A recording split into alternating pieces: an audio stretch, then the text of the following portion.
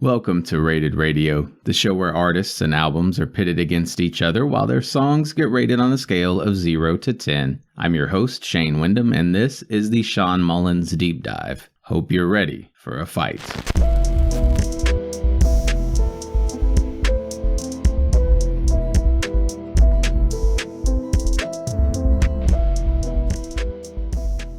As always, I picked two of these albums and rolled one at random. We will start with one of my hand picks, which was obviously going to be, everyone who knows anything about SHAWN Mullins could guess, Soul's Core from 1998. This was my top album. Of the 13 tracks, I thought 12 were great, and one of those got a flawless rating. My bottom track was September in Seattle, and my top track was Twin Rocks, Oregon. The music makes me feel like maybe my only home is the open road. Next up would be our randomly rolled album, which was Beneath the Velvet Sun from 2000. This was my bottom album. Of the 13 tracks, though, I thought 13 were great.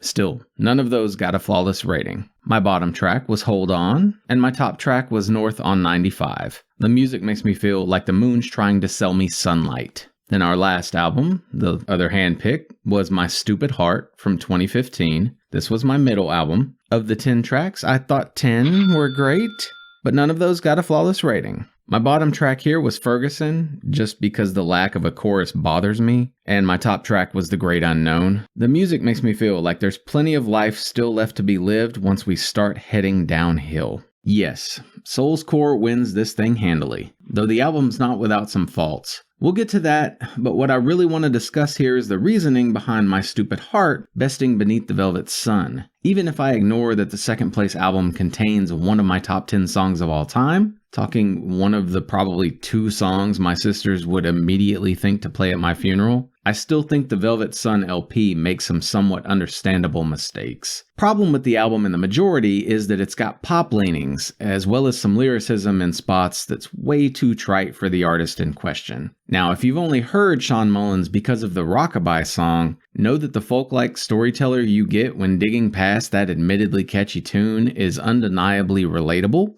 and the sort of writing which should be protected at all costs. Thing is, Velvet Sun came out just a few years after Mullins had his first major hit, a song which leans more in the mainstream direction of easy listening pop than most of his other songs had been up to that point. So I think it's natural that he, as an artist who'd released a good amount of other material prior to having breakthrough success, would try to give people more of that sound they were asking for. He even tried for more and stronger bridges on said disc, and doesn't fail to give bits of his prior acoustic chronicler self as well, but My Stupid Heart is a return to the form of Soul's Core, in addition to being more fun at times, while nicely blues-driven in others. The problem with Stupid Heart for me is mostly the largest grievance I have where this artist is concerned, and that's the repetition at the ends of most tracks. It's as though the school of music he comes from taught him an unshakable need to include reprisals, where said songs should be ending much more abruptly, because that would feel a lot more natural. Next complaint would be lodged at the bridges.